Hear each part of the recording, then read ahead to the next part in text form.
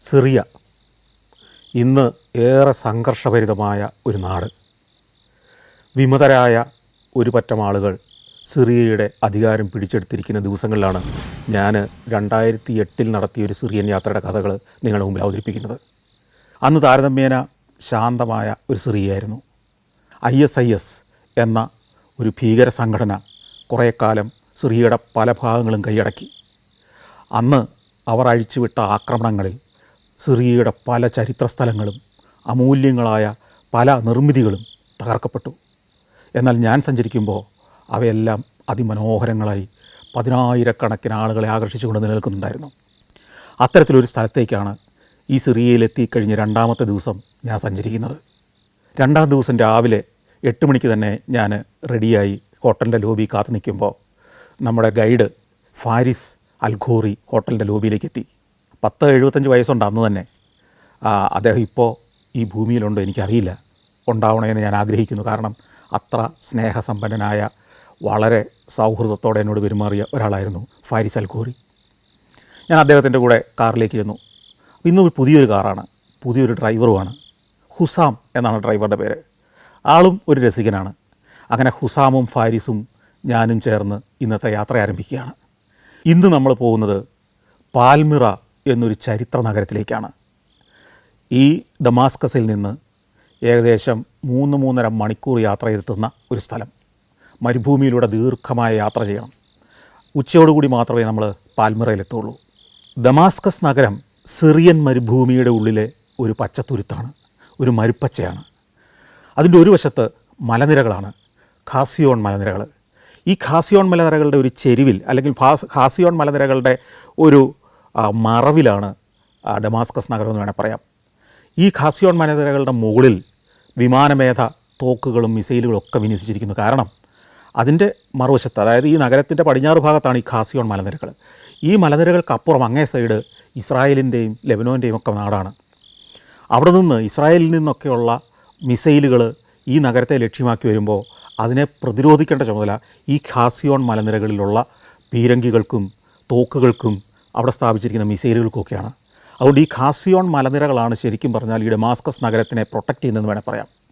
നമ്മളിനി പോകുന്നത് നേരെ എതിർദിശയിലാണ്, വടക്ക് കിഴക്ക് ദിശയിലേക്ക്. കുറേ ദൂരം ഓടിക്കഴിയുമ്പോഴേക്കും നഗരം പിന്നിലാകുന്നു. പിന്നെ മരുഭൂമി മാത്രമാകുന്നു. മരുഭൂമിയിലൂടെയുള്ള ദീർഘമായ യാത്രയാണ്. വരണ്ട മരുഭൂമി. ജൂൺ മാസമാണ്, വേനൽക്കാലമാണ്, അത്യാവശ്യം നല്ല ചൂടുണ്ട്. യാത്ര തുടരുമ്പോൾ ആ കാലഘട്ടത്തിലെ സിറിയയുടെ കഥകൾ, അന്നത്തെ സാഹചര്യങ്ങൾ ഒക്കെ നമ്മുടെ ഫാരിസ് അമ്മാവൻ എന്നോട് പറഞ്ഞു തരുന്നുണ്ട്. അങ്ങനെ പോകുമ്പോൾ ഇടയ്ക്കിടയ്ക്കെല്ലാം ചില ഫാക്ടറി കെട്ടിടങ്ങൾ കാണാം. ഞാൻ ചോദിച്ചു, ഇതൊക്കെ എന്താണ്, ഇവിടെ പ്രധാനമായിട്ടും സിറിയയുടെ വ്യവസായങ്ങൾ എന്തൊക്കെയാണ്? അപ്പോൾ അദ്ദേഹം പറഞ്ഞു, സിറിയയിൽ കുറേ കെമിക്കൽ വ്യവസായങ്ങളാണ്. ഫോസ്ഫേറ്റ് അങ്ങനെയൊക്കെയുള്ള പല സാധനങ്ങളും ഖനനം ചെയ്തെടുക്കുന്നുണ്ട്. ഇന്ത്യ പോലുള്ള രാജ്യങ്ങളിലേക്ക് പോലും കയറ്റി അയക്കുന്നുണ്ട്. അതിൻ്റെ ഫാക്ടറികൾ പോകുന്ന വഴിക്ക് നമുക്ക് കാണാം. പക്ഷേ ഇപ്പോൾ നിങ്ങൾ ഈ കാണുന്നത് കാർ ഫാക്ടറികളാണ്. ഇവിടെ കാർ മാനുഫാക്ചറിങ് കുറേ ഫാക്ടറികളുണ്ട്. ഫോസ്ഫേറ്റ്, മാംഗനീസ്, പിന്നെ കുറേ ലോഹ അയിരുകൾ, ഇതൊക്കെയാണ് സിറിയയ്ക്ക് ഭൂമിയിൽ നിന്ന് കുഴിച്ചെടുക്കാനുള്ളത്. എണ്ണ വളരെ കുറച്ചേ ഉള്ളൂ. അതുകൊണ്ട് തന്നെ മിഡിൽ ഈസ്റ്റിലെ എണ്ണ ഉൽപ്പാദന രാജ്യങ്ങളുടെ ഒരു സമ്പത്ത് അവർക്കില്ല. അവരെ മാംഗനീസും ഫോസ്ഫേറ്റും ഒക്കെ കയറ്റി അയച്ചും പിന്നെ കുറേ കൃഷി കൊണ്ടുമൊക്കെയാണ് ജീവിച്ചു പോകുന്നത്. ഒരു ജംഗ്ഷനിലേക്ക് എത്തുന്നു. അവിടെ വെച്ച് റോഡ് ഇടത്തോട്ടും വലത്തോട്ടും തിരിയുകയാണ്. അപ്പോൾ ഫാരിസ് അമ്മാവൻ പറഞ്ഞു, ഈ വലത്തോട്ടുള്ള റോഡുണ്ടല്ലോ, അതിലേ പോയാൽ ഇറാഖിലേക്ക് ചെല്ലാം. ഇറാഖിൻ്റെ അതിർത്തിയിലേക്കാണ്. നമ്മളിപ്പോൾ ഇടത്തേക്കുള്ള പാതയിൽ പോകുന്നത് നമ്മൾ പാൽമിറയിലേക്ക് പോവുകയാണ്. വീണ്ടും യാത്രയാണ്. വീണ്ടും പോകുമ്പോൾ ഇതുപോലെ തന്നെ ചില ചെറിയ ഗ്രാമങ്ങൾ കാണാം. ചിലയിടത്ത് അകലെ ചില ഫാക്ടറികൾ കാണാം. ഇടയ്ക്ക് നമ്മൾ ഒരു റെയിൽവേ ലൈനെയും ക്രോസ് ചെയ്യുന്നുണ്ട്.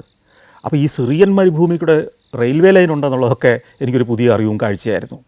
ദീർഘദൂരം മരുഭൂമിയിലൂടെ നോക്കത്താ ദൂരത്തോട് നീണ്ടു കിടക്കുന്ന ആ റെയിൽ പാളത്തെ ക്രോസ് ചെയ്ത് നമ്മൾ കടന്നു പോകുന്നത്. കുറച്ച് സഞ്ചരിച്ച് കഴിയുമ്പോൾ ഒരു റെയിൽവേ സ്റ്റേഷനും കണ്ടു, ഒരു ഒറ്റപ്പെട്ട കെട്ടിടം. ഒരു 2 മണിക്കൂർ ഓടിക്കഴിഞ്ഞപ്പോഴത്തേക്കും അമ്മാവന് ഒരു കാപ്പി കുടിക്കണം. അപ്പോൾ ചോദിച്ചു, നിങ്ങൾക്ക് കാപ്പി വേണോ? ഞാൻ പറഞ്ഞു, ഒരു കാപ്പി കുടിച്ചേക്കാം. എവിടെ നിന്ന് കാപ്പി കിട്ടും? ഇനി അങ്ങ് ചെല്ലുമ്പോൾ ഞാൻ സ്ഥിരമായിട്ട് കയറുന്ന ഒരു കാപ്പിക്കടയുണ്ട്, അവിടെ നിന്ന് കയറാം. അവിടെ ഇറങ്ങിയാൽ നിങ്ങൾക്ക് കുറച്ച് കാര്യങ്ങളൊക്കെ ഷൂട്ട് ചെയ്യാനും പറ്റും. നല്ലൊരു സ്ഥലമാണ്, എൻ്റെ ഒരു സുഹൃത്തിൻ്റെ സ്ഥാപനമാണ്. ശരി, ആയിക്കോട്ടെ. അങ്ങനെ വിജന മരുഭൂമിയിലൂടെ ഓടി കുറേ ചെന്ന് കഴിയുമ്പോഴത്തേക്കും 1-2 കൂടാരങ്ങൾ, കുറച്ച് വീടുകൾ, പിന്നെ ഒരു നല്ല വിസ്താരമുള്ള ഒരു ചായക്കട, ഇതൊക്കെ കാണുന്നു. അതിൻ്റെ പാർക്കിംഗ് വണ്ടി കൊണ്ടുപോയി നിർത്തി. ഞാൻ അവിടെ ഇറങ്ങി. ഈ ചായക്കടയുടെ പേര് ബാഗ്ദാദ് കഫേ എന്നാണ്. ബാഗ്ദാദ് കഫേ 66 എന്നാണ്. ഞാൻ ഇറങ്ങിച്ചെല്ലുന്നു. രസകരമായ ഒരു ആംബിയൻസാണ്. മരുഭൂമിയുടെ നടുക്ക് ഒരു ചെറിയ ഗ്രാമമെന്ന് പറയാനില്ല, 7 8 കെട്ടിടങ്ങൾ. അതിൻ്റെ റോഡ് സൈഡിൽ തന്നെയാണ് ഈ ബാഗ്ദാദ് കഫേ. ഞങ്ങളവിടെ വണ്ടി നിർത്തി ഇറങ്ങി ചെല്ലുമ്പോൾ തന്നെ ഒരാൾ ഇറങ്ങി വരുന്നു. ഫാരിസ് അമ്മാവൻ എന്നെ പരിചയപ്പെടുത്തുന്നു. ഇന്ത്യയിൽ നിന്നാണെന്ന് പറയുന്നു. ഇന്ത്യ എന്ന് കേട്ടപ്പോഴേ അങ്ങേർക്ക് വലിയ സന്തോഷമായി. കാരണം ഇന്ത്യ എന്ന് പറയുന്നത് ഇത്തരം മിഡിൽ ഈസ്റ്റിലെ പല രാജ്യങ്ങൾക്കും വലിയ ഇഷ്ടമാണ്. ഇന്ത്യക്കാരെ പൊതുവെ സ്നേഹമാണ്. അകത്തേക്ക് കയറി ചെല്ലുന്നു. അകത്തേക്ക് കയറി ചെല്ലുമ്പോൾ ഇതൊരു കോഫി ഷോപ്പ് അല്ലെങ്കിൽ ഒരു റെസ്റ്റോറൻറ്റ് പോലെയാണ് സെറ്റ് ചെയ്തിരിക്കുന്നതിലും അതിനാകെ ഒരു മ്യൂസിയം പോലെ നമുക്ക് തോന്നും. നിരവധി വസ്തുക്കൾ ഇങ്ങനെ പ്രദർശിപ്പിച്ചിട്ടുണ്ട്. ഭിത്തിയിൽ, മേശയിട്ട് അതിൻ്റെ മേലെ ഒക്കെ കല്ലുകൊണ്ടുള്ള മാലകൾ, ഈ മരുഭൂമിയിൽ നിന്ന് കിട്ടിയ നിരവധിയായ ശിലകൾ, അതിൽ തന്നെ വേറെ ചില കൗതുക വസ്തുക്കൾ, മരം കൊണ്ട് നിർമ്മിച്ച ചില സാധനങ്ങൾ, കുതിരയില്ലാത്ത ചില കുതിരവണ്ടികൾ, വണ്ടിച്ചക്രങ്ങൾ എന്ന് വേണ്ട കുറേയേറെ സാധനങ്ങൾ ഒരു മ്യൂസിയം പോലെ ഈ റെസ്റ്റോറൻറ്റിനകം സെറ്റ് ചെയ്തിരിക്കുക. ഇറങ്ങി വന്ന് ഞങ്ങളെ സ്വീകരിച്ച് അകത്തേക്ക് കൂട്ടിക്കൊണ്ടുപോയ ആളുടെ പേര് റിസ്വാൻ എന്നാണ്. റിസ്വാനും അദ്ദേഹത്തിൻ്റെ 4 സഹോദരന്മാരും ചേർന്ന്, അതായത് 5 പേര് ചേർന്ന് നടത്തുന്ന ഒരു സ്ഥാപനം ഇത്. ഈ ഗ്രാമത്തിൽ ഈ 5 സഹോദരന്മാരും അവരുടെ കുടുംബവും മാത്രമേ വസിക്കുന്നുള്ളൂ. ഇവരുടെ വരുമാന മാർഗ്ഗം എന്ന് പറയുന്നത് ഈ റെസ്റ്റോറൻറ്റാണ് പ്രധാനമായിട്ടും. പിന്നെ ഈ റെസ്റ്റോറൻറ്റിനോട് ചേർന്ന് തന്നെ ഒരു സുവനീർ കടയുണ്ട്. റിസ്വാൻ എന്നോട് പറഞ്ഞു കൂടെ വരാൻ പറഞ്ഞു, ഒരു സാധനം കാണിച്ചു തരാമെന്ന് പറഞ്ഞു. അങ്ങനെ ഈ റെസ്റ്റോറൻറ്റിന് വേറൊരു മൂലയ്ക്ക്, ഞാൻ ഈ പറഞ്ഞ സുവനീർ കടകളുടെ ഭാഗത്തേക്ക് ചെല്ലുമ്പോൾ അവിടെ ഒരു മേശമേൽ കുറേ സാധനങ്ങൾ നിരത്തി വെച്ചിരിക്കുന്നു. ശംഖ്, പവിഴപ്പുറ്റുകൾ, ചിപ്പികൾ, ഇങ്ങനെ കുറേ സാധനങ്ങൾ. അപ്പോൾ ഇതിനകത്ത് എന്താ ഇത്ര കൗതുകം എന്ന് നമുക്ക് തോന്നും. ഇതൊക്കെ എവിടെയും കാണുന്നതല്ലേ. പക്ഷേ ഇതെല്ലാം മരുഭൂമിയിൽ നിന്ന് കിട്ടിയതാണ്. മരുഭൂമിയിൽ നിന്ന് ശംഖ്, പവിഴപ്പുറ്റുകൾ, ചിപ്പി, ഇങ്ങനെയൊക്കെയുള്ള സാധനങ്ങൾ കിട്ടിയിരിക്കുന്നു. അപ്പോഴത്തേക്കും നമ്മുടെ ഫാരിസ് അമ്മാവൻ വന്നിട്ട് പറഞ്ഞു, അയാൾ എന്നെ ഈ കെട്ടിടത്തിന് അകത്തേക്കുണ്ട്, അകത്തൊരു മുറിയുണ്ട്. ഈ അകത്ത മുറിയിലും കുറേ സാധനങ്ങൾ ഇതുപോലെ തന്നെ ഡിസ്പ്ലേ ചെയ്തിട്ടുണ്ട്. അദ്ദേഹം അവിടെ ചെന്നിട്ട് ഒരു കല്ലെടുത്ത് കാണിച്ചു. പൊട്ടിച്ച ഒരു കല്ലാണ്. ഈ കല്ല് പൊട്ടിച്ചത് അടുത്ത് കാണിക്കുമ്പോൾ കല്ലിനകത്ത് ഒരു ഫോസിലാണ്, ഒരു മത്സ്യമാണ് അതിനകത്ത്. അതുപോലെ പലതരം കടൽ ജീവികളുടെ, കക്കകളുടെ ഒക്കെ ഫോസിലുകൾ കല്ല് പൊട്ടിച്ച് കഴിയുമ്പോൾ അതിനകത്ത് മുഴുവൻ ഇതാണ്. ഫാരിസ് അമ്മാവൻ ചോദിച്ചു, ഇതിൽ നിന്ന് എന്താ നിങ്ങൾക്ക് മനസ്സിലായേ? ഞാൻ ചോദിച്ചു, ഇത് എവിടെ നിന്ന് കിട്ടിയതാ? ഇത് ഈ പരിസരത്തുനിന്ന് ഇവർ പറക്കിയെടുക്കുന്നതാണ്. അപ്പോൾ ഈ മരുഭൂമി എന്ന് പറയുന്നത് ലക്ഷക്കണക്കിന് വർഷം മുമ്പ് കടലിൻ്റെ അടിത്തട്ടായിരുന്നു. ഈ കടൽ ഒരു കാലത്ത് വറ്റിപ്പോവുകയും ഇത് കരയായി മാറുകയും ചെയ്തു. ഈ മരുഭൂമിയിൽ ചിതറിക്കിടക്കുന്ന പല കല്ലുകളും പൊട്ടിച്ചു കഴിയുമ്പോൾ, ഉണ്ടക്കല്ലുകളും പൊട്ടിച്ചു കഴിയുമ്പോൾ അതിനകത്തൊക്കെ ലക്ഷക്കണക്കിന് വർഷങ്ങൾക്ക് മുമ്പ് ഇതൊരു കടലായിരുന്ന സമയത്ത്, ഒരു സമുദ്രമായിരുന്ന കാലത്ത് അതിൽ ജീവിച്ചിരുന്ന പല ജീവികളുടെയും ഫോസിലുകളുണ്ട്. ഇതെന്നെ അത്ഭുതപ്പെടുത്തി. ഈ കാഴ്ചകളെല്ലാം ഞാൻ ഷൂട്ട് ചെയ്തെടുത്തു. കാരണം നമ്മൾ പാഠപുസ്തകത്തിൽ, ശാസ്ത്രപുസ്തകത്തിൽ, ചരിത്ര പുസ്തകങ്ങളിലൊക്കെ പഠിച്ചിട്ടുള്ള കാര്യങ്ങളാണ്. ലക്ഷക്കണക്കിന് വർഷങ്ങൾക്ക് മുമ്പ് ഇന്നത്തെ പല കരകളും കടലായിരുന്നെന്നും പല കടലുകളും കരയായിരുന്നെന്നും ഒക്കെയുള്ള അറിവ്. കൂടാതെ ഈ ജീവജാലങ്ങൾ ലക്ഷോപലക്ഷം വർഷങ്ങൾക്ക് മുമ്പ് ഭൂമിയിൽ ജീവിച്ചിരുന്നെന്നും അവ ഫോസിലുകളായി ഇന്നും സംരക്ഷിക്കപ്പെടുന്നു എന്നുള്ള ചരിത്രത്തിൻ്റെ അറിവുകൾ. ഇതൊക്കെയാണ് ഒരു സഞ്ചാരിക്ക് കിട്ടുന്ന അറിവുകൾ. പ്രപഞ്ചത്തിൻ്റെ ഉൽപ്പത്തിയെക്കുറിച്ച്, വികാസങ്ങളെക്കുറിച്ച്, പരിണാമങ്ങളെക്കുറിച്ചൊക്കെ നമുക്ക് കിട്ടുന്ന അറിവുകൾ ഇത്തരം യാത്രകളിൽ, ഇത്തരം ദൃഷ്ടാന്തങ്ങൾ നമ്മൾ കണ്ടുകൊണ്ടാണ് നമ്മൾ രൂപീകരിക്കുന്നത്. ഫാരിസ് അൽഗോറിയെ പോലുള്ള ഗൈഡുമാർ അത് നമുക്ക് വിവരിച്ചു തരികയും കൂടി ചെയ്യുകയാണ്. ഞാനതെല്ലാം ഷൂട്ട് ചെയ്തെടുത്തു. ഈ റെസ്റ്റോറൻറ്റും ഈ സൂനീർ കടയല്ലാതെ ഈ റിസ്വാനും സഹോദരന്മാർക്കും കൂടെ വേറൊരു സംരംഭം കൂടിയുണ്ട്. അത് ഈ റെസ്റ്റോറൻറ്റിൻ്റെ പുറകിലാണ്. അവർക്ക് വലിയൊരു ചെമ്മരിയാട്ടും കൂട്ടമുണ്ട്, അതിനെയും വളർത്തുന്നുണ്ട്. അപ്പോൾ ഞാൻ പറഞ്ഞു, നിങ്ങളുടെ ഈ ചെമ്മരിയാട്ടും കൂട്ടം എവിടെയാണ്? അതിനെ ഒന്ന് കാണാൻ പറ്റുമോ?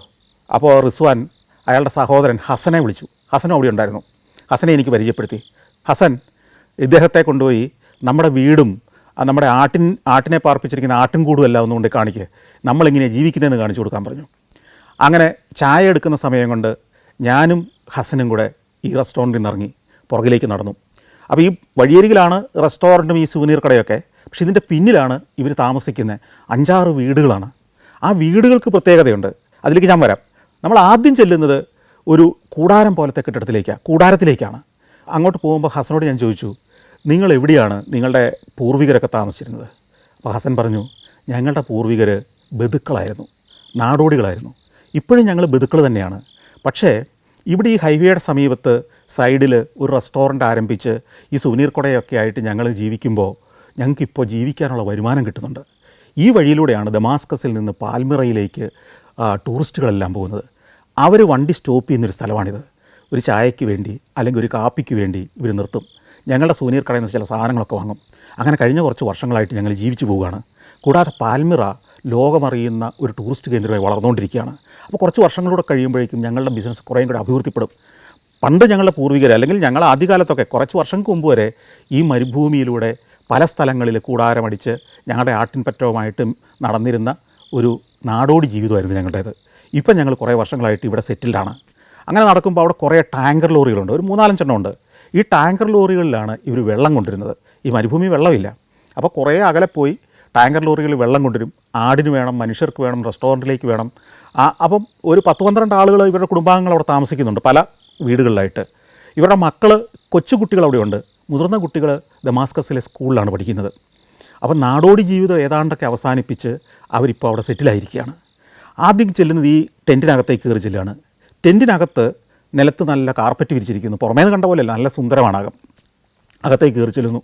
അവിടെ ചെന്ന് കഴിയുമ്പോൾ പലവിധ ഈ മുമ്പേ നമ്മൾ കണ്ടതുപോലത്തെ ഫോസിലുകളും കല്ലുകളും വ്യത്യസ്ത നിറങ്ങളിലുള്ള കല്ലുകളും ഇവിടുന്ന് കിട്ടിയ ചിപ്പികളും കക്കകളും ഒക്കെ അവിടെ ഇങ്ങനെ നിരത്തി വെച്ചിരിക്കുന്നു.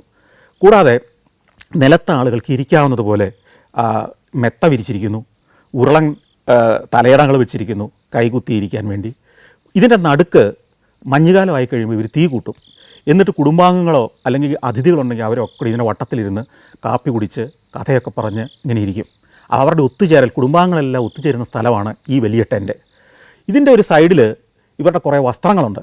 അതവിടെ കൊളുത്തിൽ ഇങ്ങനെ തൂക്കിയിട്ടിട്ടുണ്ട്. അപ്പം ഹസന് ഒരു കൗതുകം. ഹസൻ പറഞ്ഞു, ഒരു കാര്യം ചെയ്യൂ, നിങ്ങളെ കണ്ടാൽ ഞങ്ങളുടെ കൂട്ടത്തിൽപ്പെട്ട ഒരാളാണെന്ന് തോന്നുന്നു. നിങ്ങളുടെ ഒരു രൂപം കണ്ടാൽ നിങ്ങൾ ഞങ്ങളുടെ ഈ ഗോത്ര വസ്ത്രം ഒന്ന് ധരിച്ച് നിൽക്കൂ, ഞാനൊരു ഫോട്ടോ എടുത്തു തരാമെന്ന് പറഞ്ഞു. അപ്പം അദ്ദേഹം അങ്ങേരുടെ പൂർവികരുടെയോ ഇവരുടെയോ ഒക്കെ ആയിരിക്കാം ഒരു വസ്ത്രം എടുത്തുകൊണ്ട് വന്നു, എന്നെ ധരിപ്പിച്ചു. അവരുടെ ഒരു തലയെക്കെട്ടു എൻ്റെ തലയിൽ വെച്ചു, ഒരു വളയം തലയിൽ വെച്ചു. എന്നിട്ട് എൻ്റെ ഒരു ഫോട്ടോയൊക്കെ എടുത്തു. ഞാനതിൻ്റെ വീഡിയോയും പകർത്തിയെടുത്തു. അങ്ങനെ ഹസനുമായിട്ട് വളരെ സൗഹൃദമായി. ഹസൻ പറഞ്ഞു, നമുക്കെന്നാൽ ഇനി എൻ്റെ വീട്ടിലേക്ക് പോകാം. അങ്ങനെ ആ ടെൻറ്റിൽ നിന്നിറങ്ങി ഞങ്ങൾ വീണ്ടും നടക്കുകയാണ്. നടക്കുമ്പോൾ ഒരു അർദ്ധഗോളം ആകൃതിയിലുള്ള ഒരു 5-6 വീടുകളാണ് കാണുന്നത്. മണ്ണ് കൊണ്ടുള്ള വീട്.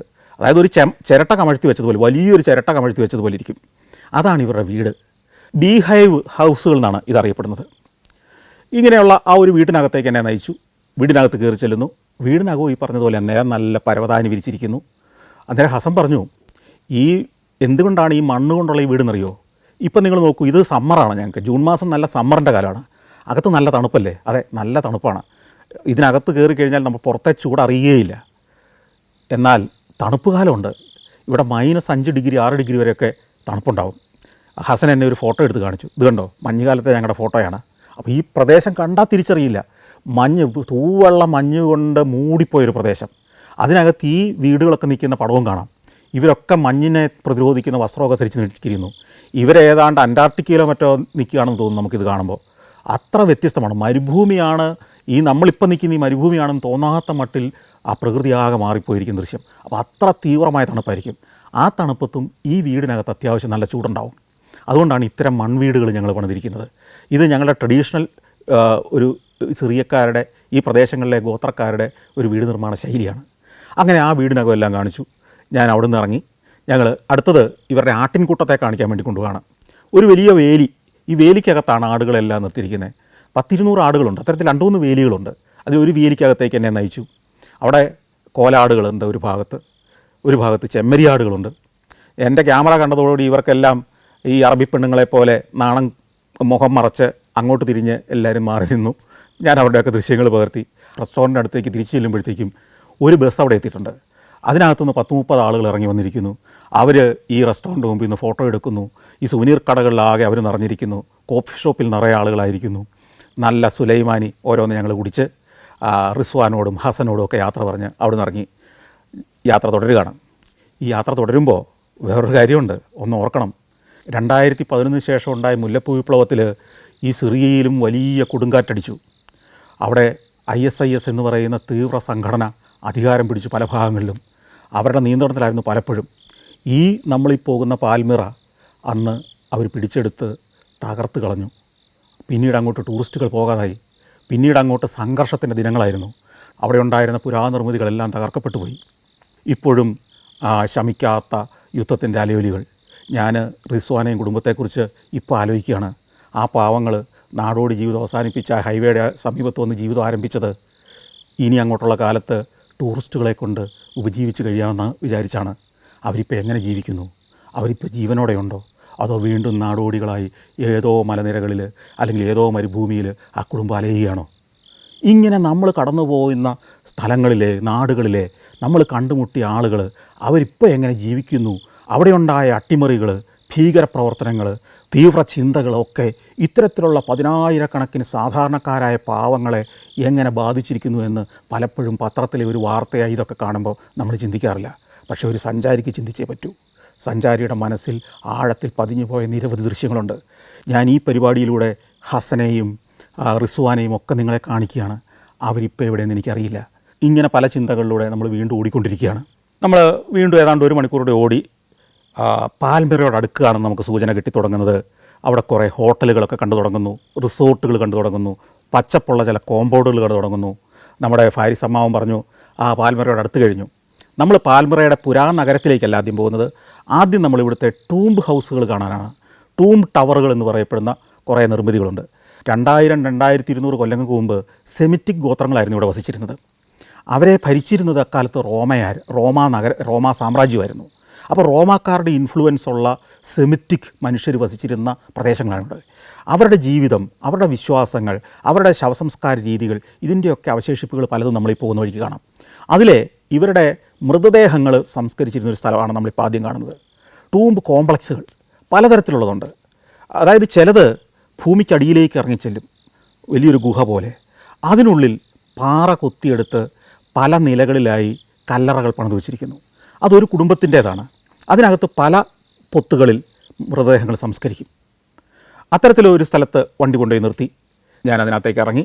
അതിനകത്ത് ഒരു കുടുംബത്തിൻ്റെ ആളുകളെ സംസ്കരിച്ചിരുന്നതാണ്. ഇതൊക്കെ അതിമനോഹരങ്ങളായിരുന്നു. പക്ഷേ പിന്നീട് ഓട്ടോമാൻ യുഗത്തിൽ അല്ലെങ്കിൽ ഓട്ടോമാൻ സാമ്രാജ്യത്തിൻ്റെ കാലത്തിൽ വിശ്വാസങ്ങളുടെ പലതിൻ്റെയും പേരിൽ ഇത്തരം കല്ലറകൾ പലതും തകർക്കപ്പെട്ടു. എന്നാൽ ഇന്ന് അവശേഷിക്കുന്ന, ഇന്ന് എന്ന് പറഞ്ഞാൽ ഞാനാ പോകുന്ന 2008 അവശേഷിക്കുന്നതിനെയൊക്കെ സംരക്ഷിച്ചിട്ടുണ്ടായിരുന്നു. അവ ഇന്ന് ടൂറിസ്റ്റുകളുടെ വലിയൊരു ആകർഷണ കേന്ദ്രമാണ്.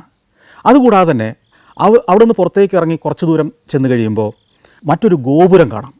അത് ടവർ ടൂമ്പുകൾ എന്നറിയപ്പെടുന്നത്. ഇത്തരം ഗുഹയ്ക്കകത്ത് താഴെയുള്ളതല്ലാതെ ടവറുകൾ പോലെ കെട്ടിടങ്ങൾ പണിത്, കല്ലുകൊണ്ടുള്ള മനോഹരങ്ങളായ ഗോപുരങ്ങൾ പണിത്, ഈ ഗോപുരങ്ങളിലെ പൊത്തുകളിൽ മൃതദേഹങ്ങൾ സംസ്കരിച്ചിരുന്നു. ടവർ ടൂമ്പുകൾ എന്നാണ് ഇതറിയപ്പെട്ടിരുന്നത്. ഇങ്ങനെ പല രൂപത്തിലുള്ള നിർമ്മിതികളുണ്ടായിരുന്നു. ടവർ ടൂമ്പുകൾ 100 കണക്കിന് ഈ പ്രദേശത്തുണ്ടായിരുന്നു. പലതും പല കാലഘട്ടങ്ങളിലെ പടയോട്ടങ്ങളിൽ, കീഴടക്കലുകളിൽ, മതപരമായ വിശ്വാസങ്ങളുടെ പേരിൽ ഒക്കെ തകർക്കപ്പെട്ടു. പക്ഷേ ഇന്ന് അവശേഷിക്കുന്ന പലതിനെയും സിറിയ ഗവൺമെൻറ് അന്ന് സംരക്ഷിച്ച് നിലനിർത്തിയിട്ടുണ്ട്. അത് കാണാൻ 100 കണക്കിന് ആളുകൾ പാശ്ചാത്യ ലോകത്തുനിന്ന് ആ ദിവസങ്ങളിലും വരുന്നുണ്ടായിരുന്നു.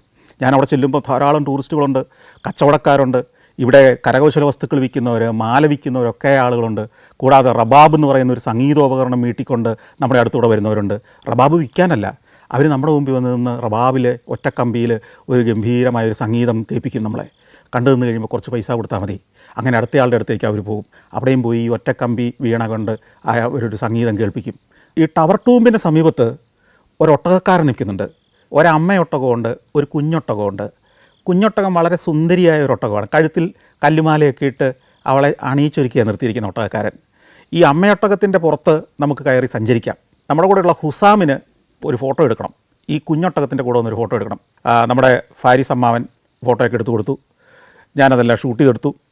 അവിടുന്ന് വീണ്ടും ഞങ്ങൾ യാത്ര തുടരുകയാണ് പാൽമിറയുടെ പ്രധാന ഭാഗത്തേക്ക്, ചരിത്ര നഗരത്തിലേക്ക്.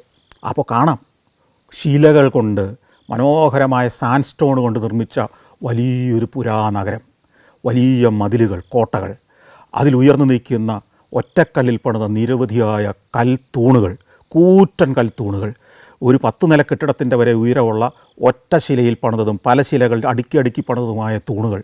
ഇവിടെ നിന്നിരുന്ന അത്ഭുതകരമായൊരു നഗരത്തിൻ്റെ ഒരു സൂചന പോലെ ഇതെങ്ങനെ നിരന്ന് നിൽക്കുകയാണ്.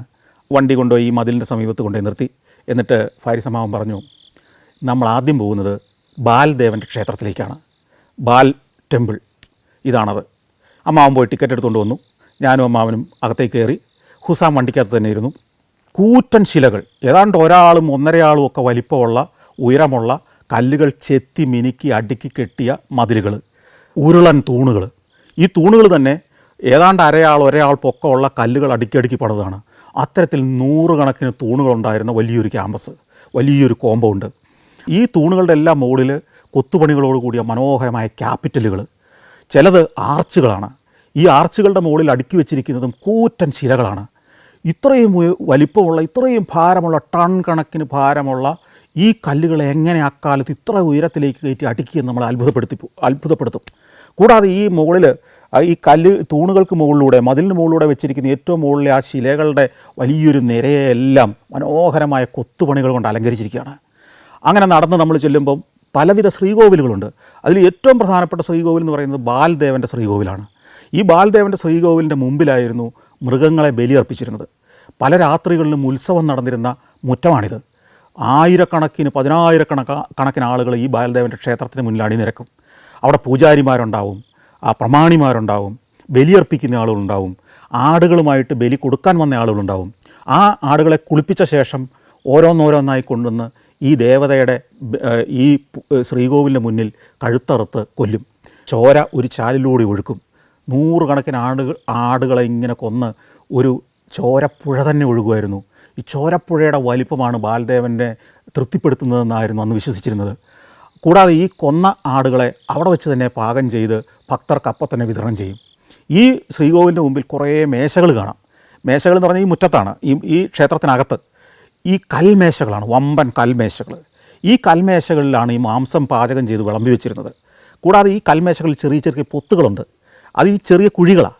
ഈ കുഴികൾ പല ഉപയോഗത്തിനുള്ള, ഒരു കുഴിക്കകത്ത് ഉപ്പ് ആണ് ഉണ്ടാവുക, മറ്റൊന്നിനകത്ത് കുരുമുളകിൻ്റെ പൊടിയുണ്ടാവും, മറ്റൊന്നിനകത്ത് വെള്ളം ഉണ്ടാവും. ഈ മാംസം, ഈ പാചകം ചെയ്ത മാംസം ഈ കുരുമുളക് പൊടിയിലും ഉപ്പിലും ഒക്കെ മുക്കിയാണ് ഇവർ കഴിച്ചുകൊണ്ടിരുന്നത്. ചുട്ടെടുത്ത, വേവിച്ചെടുത്ത ആട്ടിറച്ചിയുടെ മണവും ആയിരക്കണക്കിന് ആളുകളും ഉത്സവവും സംഗീതവും വാദ്യവും ഒക്കെ മുഴങ്ങിയിരുന്ന ആ നാളുകൾ മനക്കണ്ണിൽ കണ്ടുകൊണ്ട് ഒലിവെണ്ണയിൽ മുക്കിയ പന്തങ്ങളിങ്ങനെ ആളിക്കത്തുന്ന രാത്രികൾ, അതിൽ ആളുകളിങ്ങനെ വന്ന് ബാൽദേവനെ പ്രകീർത്തിക്കുന്ന പ്രാർത്ഥനകൾ നടത്തുന്നു, ബലി അർപ്പിക്കുന്നു. ഇങ്ങനെ വർഷത്തിൽ പല ദിവസങ്ങളിലും ഇത്തരത്തിൽ ആഘോഷങ്ങൾ നടക്കുമായിരുന്നു. ഇതെല്ലാം നടന്നിരുന്ന ഒരു മുറ്റത്താണ് നമ്മൾ നിൽക്കുന്നത്. അവിടെ നിന്നുകൊണ്ട് ഈ തകർന്നടിഞ്ഞ കല്ലുകളും തൂണുകളും മാത്രം കണ്ടാൽ പോരാ, 2000 കൊല്ലം മുമ്പ് അവിടെ നിന്നിരുന്ന മനുഷ്യരെ കാണണം. റോമാക്കാരുടെ അക്കാലത്തെ ആ ശില്പങ്ങളിൽ കാണുന്ന തരം വേഷം ധരിച്ച ആയിരക്കണക്കിന് ആളുകൾ നടന്നിരുന്ന സ്ഥലമാണിത്. അവർ പ്രാർത്ഥിച്ചിരുന്ന സ്ഥലമാണിത്. അവരുടെ പൂജാരിമാരും വെളിച്ചപ്പാടുമാരും ഒക്കെ നിരന്നിരുന്നിരുന്ന സ്ഥലങ്ങളൊക്കെ ഉണ്ട്. അതിഗംഭീരമായൊരു ക്ഷേത്ര കോംപ്ലക്സാണിത്. അതെല്ലാം ചിത്രീകരിച്ച് കഴിഞ്ഞ് ഞങ്ങൾ പുറത്തേക്ക് ഇറങ്ങി. ഈ ക്ഷേത്രത്തിൻ്റെ മുന്നിൽ നിന്ന് നമ്മൾ നോക്കുമ്പോൾ വലിയൊരു പടിപ്പുര കാണാം, ഒരു ട്രയംഫ് ആർച്ച്. ഈ ട്രയംഫ് ആർച്ച് കഴിഞ്ഞ് നേരെ വീണ്ടും നീണ്ടു കിടക്കുന്നത് ഒരു വലിയ പാതയാണ്. ഇപ്പോഴത്തെ പാതയല്ല, പുരാതനമായൊരു പാത, രാജപാത. അന്നത്തെ പ്രധാന തെരുവ്, പാൽമിറയുടെ പ്രധാന തെരുവ്. ഈ പ്രധാന തെരുവിൻ്റെ 2 വശത്തും ആകാശം മുട്ടുന്ന കരിങ്കൽ തൂണുകൾ ഇങ്ങനെ നിരയൊപ്പിച്ച് നാട്ടിയിരിക്കുന്നു, 100 കണക്കിന് തൂണുകൾ. ഈ തൂണുകളുള്ള ഈ വലിയ പാതയുണ്ടല്ലോ, ഈ പാത ഏതാണ്ട് 1 കിലോമീറ്ററിലേറെ നീളത്തിൽ അങ്ങനെ നീണ്ടു കിടന്നിരുന്നു. ആ പാതയുടെ 2 വശങ്ങളിലുമായിട്ടായിരുന്നു ഈ നഗരത്തിലെ പ്രധാന വാണിജ്യ കേന്ദ്രങ്ങൾ, ചന്തകൾ, കച്ചവട സ്ഥാപനങ്ങൾ, പല ഭാഗങ്ങളിൽ നിന്നുള്ള വർത്തകർ വന്ന് കച്ചവടം നടത്തിയിരുന്ന സ്ഥലങ്ങൾ, ഇവരുടെ സെനറ്റ് ഹൗസുകൾ, അതുപോലെ തന്നെ ഇവരുടെ ആംഫി തിയേറ്ററുകൾ, കുളിപ്പുരകൾ, ഇങ്ങനെ പലതും ഈ നഗരത്തിലുണ്ടായിരുന്നു. അന്ന് ആയിരക്കണക്കിന് ആളുകൾ വസിച്ചിരുന്ന ഏതാണ്ട് 7-8 കിലോമീറ്റർ ചുറ്റളവുള്ള വമ്പനൊരു നഗരമായിരുന്നു ഈ പാൽമിറ. പാൽമിറ ഒരു സാംസ്കാരിക കേന്ദ്രമായിരുന്നു. കിഴക്ക് നിന്ന് പടിഞ്ഞാറോട്ട് പോകുന്ന വർത്തകരും, പടിഞ്ഞാറ് നിന്ന് റോമാ രാജ്യത്തിൽ നിന്ന് കിഴക്കോട്ട് ഇന്ത്യയിലേക്കും ചൈനയിലേക്കും വരുന്ന കച്ചവടക്കാരുമെല്ലാം സംഗമിച്ചിരുന്ന, അല്ലെങ്കിൽ അവരുടെ ഇടത്താവളമായിരുന്ന നഗരമായിരുന്നു ഈ പാൽമിറ. അതിഗംഭീരമായൊരു നഗരം. ഈ സ്ട്രീറ്റ് അറിയപ്പെടുന്നത് കൊളന്നേഡ് സ്ട്രീറ്റ് എന്നാണ്. അതായത് 2 വശത്തും കോളങ്ങളുള്ള സ്ട്രീറ്റ്, അത് കൊളന്നേഡ് സ്ട്രീറ്റ് എന്ന് പറയും. ഈ സ്ട്രീറ്റിലൂടെ നമ്മൾ നടക്കുമ്പോൾ 2200 കൊല്ലങ്ങൾക്ക് മുമ്പ് ഒരു നഗരം എത്ര ആസൂത്രിതമായിരുന്നു, എത്ര കലാപരമായിട്ടായിരുന്നു സൃഷ്ടിച്ചത് നമ്മൾ അത്ഭുതപ്പെട്ടു പോകും. വെറുതെ കുറേ ആളുകൾ വന്ന് ഒരു കെട്ടിടം പണിത് കുറേ എവിടെയെങ്കിലും താമസിക്കുകയല്ല, പ്ലാൻഡ് ആയിട്ടുള്ളൊരു സിറ്റി. നേർരേഖ പോലെ കൊളന്നേഡ് സ്ട്രീറ്റ് എന്ന് പറഞ്ഞാൽ 2 വശത്തും കൂറ്റൻ തൂണുകൾ അതിരിടുന്ന വമ്പൻ തെരുവ്. അതിൻ്റെ 2 വശത്തും ആസൂത്രിതമായ റോമൻ ശൈലിയിൽ, ക്ലാസിക് ശൈലിയിൽ പടുത നിർമ്മിതികൾ, കൊട്ടാരങ്ങൾ, ഗോഡൗണുകൾ, പാണ്ഡികശാലകൾ, ട്രേഡ് സെൻറ്ററുകൾ, ലേലം വിളിക്കുന്ന കേന്ദ്രങ്ങൾ, അഗോറ എന്നറിയപ്പെടുന്ന ചന്തകൾ. ആ ചന്തയിലാകട്ടെ ആളുകൾക്ക് കയറി നിന്ന് പ്രസംഗിക്കാവുന്ന പീഠങ്ങൾ.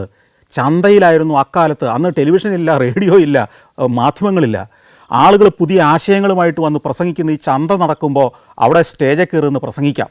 എൻ്റെ ആശയം ഇതാണ്, അല്ലെങ്കിൽ ഞാനിങ്ങനൊരു യാത്ര നടത്തി, ഞാൻ പോയി കണ്ട അനുഭവങ്ങൾ ഇതാണ്, അല്ലെങ്കിൽ ഞാൻ ഇന്ന രാജ്യത്ത് നിന്ന് വരുന്ന കച്ചവടക്കാരനാണ്, എൻ്റെ രാജ്യത്തെ ഇങ്ങനെയാണ് എന്ന് ആ നാട്ടുകാരെ കാര്യങ്ങൾ അറിയിക്കാൻ വേണ്ടി കമ്മ്യൂണിക്കേഷന് വേണ്ടി, മാസ് കമ്മ്യൂണിക്കേഷന് വേണ്ടിയുള്ള സ്റ്റേജുകൾ അവിടെ ഉണ്ടായിരുന്നു. കൂടാതെ വലിയ ആംഫി തിയേറ്ററുകളുണ്ട് അവിടെ. ഈ ആംഫി തിയേറ്ററുകളിൽ മല്ലന്മാർ ഏറ്റുമുട്ടും, മല്ലന്മാരും മൃഗങ്ങളും തമ്മിൽ ഏറ്റുമുട്ടും. ഗ്ലാഡിയേറ്റർമാർ, പോരാളികൾ, അതിലൊരാൾ മരിച്ചു വീഴുന്നിടം വരെയായിരുന്നു ഈ പോരാട്ടം. അത് കണ്ട് ആഹ്ലാദിച്ച് അവരെ ആർത്ത് വിളിച്ച് പ്രോത്സാഹിപ്പിച്ച് ഈ ജനങ്ങൾ ഈ ആംഫി തിയേറ്ററിൽ നിറഞ്ഞിരിക്കുമായിരുന്നു. ഇതൊക്കെ പാൽമിറ കണ്ടിട്ടുണ്ട്. 100 കണക്കിന് വർഷങ്ങൾ ഇങ്ങനെ ഒരു അത്ഭുത നഗരമായിട്ട് ഈ പാൽമിറ മുമ്പോട്ട് പോയി. ഒരു ഭാഗത്തേക്ക് ചെല്ലുമ്പം കുളിപ്പുരകളാണ്. നിരവധി കിലോമീറ്റർ അകലെ നിന്ന് വെള്ളം ഇവിടേക്ക് കൽപ്പാത്തികളിലൂടെ, അക്വാഡക്റ്റുകളിലൂടെ ഒഴുക്കിക്കൊണ്ടുവന്ന് ആളുകൾക്ക് കുളിക്കാനുള്ള പബ്ലിക് കുളിപ്പുരകൾ ഉണ്ടാക്കി വെച്ചിരിക്കുന്നു. അതിൽ ചില കുളിപ്പുരകൾ തണുത്ത വെള്ളത്തിൽ കുളിക്കാനുള്ള കുളിപ്പുരകളാണ്, വേറൊരു ഭാഗത്ത് ചൂടുവെള്ളത്തിൽ കുളിക്കാനുള്ള കുളിപ്പുരകളാണ്. ഈ കൽപ്പാത്തികളിലൂടെ ഒഴുക്കിക്കൊണ്ടുവരുന്ന വെള്ളം തിളപ്പിച്ച് ചൂടാക്കി ചൂടുവെള്ളം വേണ്ടവർക്കുള്ള കുളിപ്പുരകളിലേക്ക് സപ്ലൈ ചെയ്യുന്നു. സാൻഡ്സ്റ്റോണിൽ കൊത്തിയെടുത്ത കൽപ്പാത്തികൾ, ഇരിപ്പിടങ്ങൾ, സ്റ്റെപ്പുകൾ, ഭിത്തികൾ എല്ലാം അതിമനോഹരങ്ങളായ നിർമ്മിതി, പെർഫെക്ഷൻ്റെ അങ്ങേയറ്റം. ഇന്ന് പലതും തകർന്നു പോയി. ഞാൻ ആ ചെല്ലുമ്പോൾ തകർന്നതിൻ്റെ അവശേഷിപ്പുകളുണ്ട് അവിടെ. അതിൽ നിന്ന് നമുക്ക് 2000 കൊല്ലം മുമ്പ് ഇവിടുത്തെ ജനങ്ങൾ ജീവിച്ചിരുന്ന ഒരു പ്രൗഢ ജീവിതത്തിൻ്റെ ദൃശ്യങ്ങൾ കിട്ടുകയാണ്. ഈ 2008 ഞാൻ അവിടെ നിന്ന് ചിന്തിച്ചത്, 2000 കൊല്ലം മുമ്പ് മനുഷ്യൻ ജീവിച്ച പ്രൗഢ ജീവിതം എവിടെ? ഇന്നും കേരളത്തിലെ നഗരങ്ങളുടെ അശാസ്ത്രീയത എവിടെയെന്നാണ്. നമ്മൾ ഏറ്റവും പ്രബുദ്ധരെന്ന് അഭിമാനിക്കുമ്പോഴും 2000 കൊല്ലം മുമ്പ് ഈ പാൽമിറക്കാർ പണിതൊരു പട്ടണം പോലെ ഒരു പട്ടണത്തിൻ്റെ സാമ്പിൾ പോലും പണിയാൻ നമ്മളെ കൊണ്ട് കഴിഞ്ഞിട്ടില്ല, കഴിയുകയുമില്ല എന്നുള്ളൊരു തിരിച്ചറിവും കൂടി ഉണ്ടാവുകയാണ്.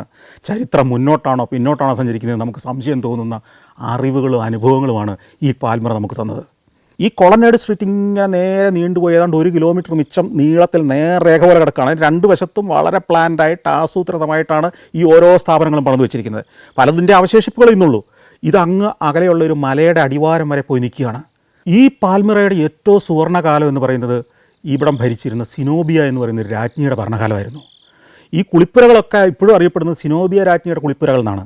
അവിടെ സിനോബിയ രാജ്ഞി മാത്രമല്ല കുളിച്ചിരുന്നത്, അവിടുത്തെ സ്ത്രീകൾക്ക് കുളിക്കാനുള്ള പ്രത്യേക കുളിപ്പുരകളുണ്ടായിരുന്നു, പുരുഷന്മാർക്കുള്ള കുളിപ്പുരകളുണ്ടായിരുന്നു. ഈ കുളിപ്പുരകൾ ഉപയോഗിച്ചിരുന്ന തീർച്ചയായിട്ടും പ്രമാണിമാരായിരിക്കണം. അതിസാധാരണക്കാരും അടിമകൾക്കും ഒന്നും കുളിപ്പുര ഉപയോഗിക്കാനുള്ള അവകാശമൊന്നും ഉണ്ടായിരുന്നില്ല. ഒരിടത്ത് ചെല്ലുമ്പോൾ ചുവന്ന നിറമുള്ള 4 കൂറ്റൻ തൂണുകൾ ഒരു ജംഗ്ഷനിലുണ്ട്.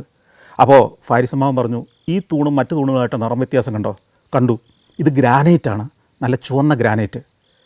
ഞാൻ ചോദിച്ചു, ഇതെങ്ങനെ ഇവിടെ വന്നു? ഫാരിസമ്മാവൻ പറഞ്ഞു, നിങ്ങൾക്കറിയോ, ഇത് ഈജിപ്തിലെ അസ്വാനിൽ നിന്ന് കൊണ്ടുവന്നാണ്. ഈജിപ്ത് എവിടെ കിടക്കുന്നു, സിറിയ എവിടെ കിടക്കുന്നു? അപ്പോൾ ഫാരിസമ്മാവൻ പറഞ്ഞു, അസ്വാനിൽ നിന്ന്, ക്വാറികളിൽ നിന്ന് കൂറ്റൻ കല്ല്, ഏതാണ്ടൊരു 5 നില 6 നില കെട്ടിടത്തിൻ്റെ ഉയരമുണ്ട് ഈ ഓരോ തൂണിനും. ഒറ്റ തൂണാണ്. അത് അവിടുത്തെ അസ്വാനിലെ ഈജിപ്തിൻ്റെ ഉൾനാട്ടിലുള്ള നൈലിലൂടെ അങ്ങ് ഉള്ളിലേക്ക് തെക്കോട്ട് യാത്ര ചെയ്താൽ മാത്രം എത്തുന്ന അസ്വാനിൽ നിന്ന് ഈ കൂറ്റൻ ശിലകൾ വെട്ടിയെടുത്ത് നൈലിലൂടെ ചങ്ങാടത്തിൽ ഒഴുകിക്കൊണ്ടുവന്ന് മെഡിറ്ററേനിയൻ സമുദ്രത്തിലൂടെ കൊണ്ടുവന്ന് അവിടെ നിന്ന് മരുഭൂമിയിലൂടെ ആനകളോ ഒട്ടകങ്ങളോ കുതിരകളോ ഒക്കെ ചേർന്ന് 100 കണക്കിന് ആളുകളും ചേർന്ന് ഈ മരുഭൂമിയിലൂടെ വഹിച്ചു കൊണ്ടുവന്ന് 1000 കണക്കിന് കിലോമീറ്റർ താണ്ടി ഈ പാൽമിറയിൽ കൊണ്ടുവന്ന് സ്ഥാപിച്ച ശിലാസ്തംഭങ്ങൾ. ഒന്ന് ആലോചിച്ച് നോക്കൂ, 2000 കൊല്ലം മുമ്പത്തെ മനുഷ്യൻ്റെ ഇച്ഛാശക്തി, അവൻ്റെ സാങ്കേതിക വിദ്യ, ഇങ്ങനെ എല്ലാം കൊണ്ടും അത്ഭുതപ്പെടുത്തുന്ന ഒരു നഗരമാണ് പാൽമിറ. ഞങ്ങൾക്ക് യാത്ര തുടരേണ്ട നേരമായി. തിരിച്ച് പുറത്തേക്ക് നടന്ന് വണ്ടിയിൽ കയറി. ഇനി ഞങ്ങൾക്ക് അല്പം ഭക്ഷണം കഴിക്കണം. ഉച്ച കഴിഞ്ഞ് 3 മണിയൊക്കെ കഴിഞ്ഞിരിക്കുന്നു. ഞങ്ങൾ ഭക്ഷണം കിട്ടുന്ന പാൽമിറയുടെ പുതിയ നഗരത്തിലേക്ക് സഞ്ചരിക്കുകയാണ്. ഞാനിപ്പോൾ ഒരു കാര്യം വീണ്ടും ഓർമ്മിപ്പിക്കുകയാണ്. ഇന്ന് ഈ 2025 നിങ്ങൾ സിറിയയിൽ ചെന്നാൽ ഈ ബാൽദേവൻ്റെ അതിപ്രൗഢമായ ആ ക്ഷേത്രം നിങ്ങൾ കാണില്ല, ഈ നഗര കവാടം നിങ്ങൾ കാണില്ല, ഈ ദൃശ്യങ്ങളിലുള്ള മിക്ക സ്ഥലങ്ങളും നിങ്ങൾ ഇനി കാണില്ല. 2015 അവിടെ ഭരണം പിടിച്ച ISIS എന്ന വിഭാഗം അതിൽ ബഹുഭൂരിപക്ഷവും തകർന്നടിഞ്ഞുപോയി. ചരിത്രബോധമില്ലാതെ, സാംസ്കാരിക ബോധമില്ലാതെ ഈ ഭൂമിയുടെ തന്നെ അത്ഭുതമായി മാറേണ്ടിയിരുന്ന ഒരു പ്രദേശത്തെ ഇല്ലാതാക്കി കളഞ്ഞു. ഇനിയൊരിക്കലും ചെന്നാൽ നേരിൽ കാണാൻ കഴിയാത്ത ആ ചരിത്ര സ്ഥലത്തിൻ്റെ ദൃശ്യങ്ങൾ സഞ്ചാരത്തിൻ്റെ ആർക്കൈവ്സിലുണ്ട് എന്നുള്ളത് മാത്രമാണ് എനിക്കിപ്പോൾ ആശ്വാസം.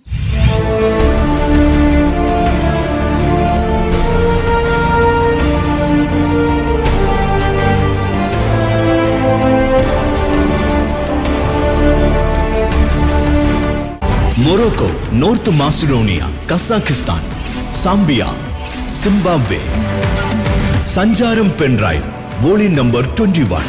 അപൂർവ ദൃശ്യ യാത്രാ വിവരണ ശേഖരം ഉടൻ സ്വന്തമാക്കാൻ സഞ്ചാരം എന്ന് SMS ചെയ്യൂ. ഫോൺ 9995 444 222.